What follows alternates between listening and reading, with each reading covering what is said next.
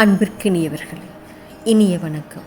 இலக்கிய மேதை Leo Tolstoy ஒரு நாள் மாஸ்கோ நகர வீதியில் நடந்து போயிட்டுருக்கிறாரு. அவருக்கு எதிர ஒரு பிச்சைக்காரர் வர்றாரு. அவர், ஐயா ஏதாவது உதவி செய்யுங்க, சாப்பிட்டு 2 நாள் ஆயிடுச்சு அப்படின்னு சொல்கிறாரு. ஆனால் அப்போது அவர்கிட்ட சோதனையாக ஒரு காசு கூட இல்லை. உடனே அந்த பிச்சைக்காரரை பார்த்து மிகவும் கனிவான குரலில், அன்பு சகோதரனே, உனக்கு உதவி செய்வதற்கு என்னிடம் பணம் எதுவும் இப்போது இல்லையே அப்படின்னு சொல்கிறார். அவரது வார்த்தையை கேட்ட அந்த பிச்சைக்காரருக்கு அவர் மேலே கொஞ்சம் கூட கோவம் இல்லை.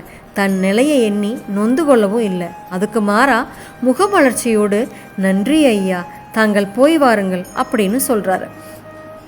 அவருடைய அந்த முகப்பூரிப்பை பார்த்த டால்ஸ்டாய், நான் உங்களுக்கு எந்த உதவியும் செய்யலையே, ஆனால் நீங்கள் மகிழ்ச்சியோடு எனக்கு நன்றி சொல்கிறீங்களே, எதுக்காக அப்படின்னு கேட்குறார். ஐயா, நான் இது நான் வரைக்கும் என்னை எல்லோரும் வெறும் பிச்சைக்காரனாக நினச்சி தான் விரட்டி விட்டுருக்காங்க. நீங்கள் ஒருத்தர் தான் என்னை பாசத்தோடு அன்பு சகோதரனேன்னு அன்போடு அழைச்சி பரிவாக பேசியிருக்கீங்க. இந்த அன்பு ஒன்றே எனக்கு போதுங்க ஐயா. நீங்கள் என் மீது காட்டிய இந்த இரக்கம் ஒன்றே போதும், வேறு எந்த உதவியும் எனக்கு தேவையில்லைன்னு மனம் உருகி சொல்கிறாராம். வார்த்தைகளை உபயோகிக்கும் போது யோசித்து பேசுகிறது என்றைக்குமே நல்லதுங்க. அன்பான வார்த்தைகள் உறவோட இடைவெளியை கண்டிப்பாக குறைக்குங்க.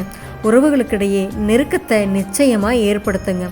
பொறுமையை விட மேலான தவமும் இல்லை, திருப்தியை விட மேலான இன்பமும் இல்லை, இரக்கத்தை விட உயர்ந்த அறமும் இல்லை, மன்னித்தலை விட ஆற்றல் மிக்க ஆயுதமும் இல்லை.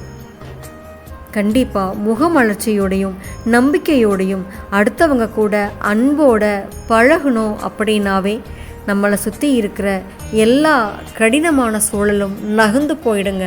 அந்த அன்பு மட்டும்தாங்க எல்லாரையும் வாழ வைக்கும். சரிங்களா? நாளை சந்திப்போம். தோழமையிலே மகிழ்வுடன். விஸ்டம் மெட்ரிக் மேல்நிலைப்பள்ளி,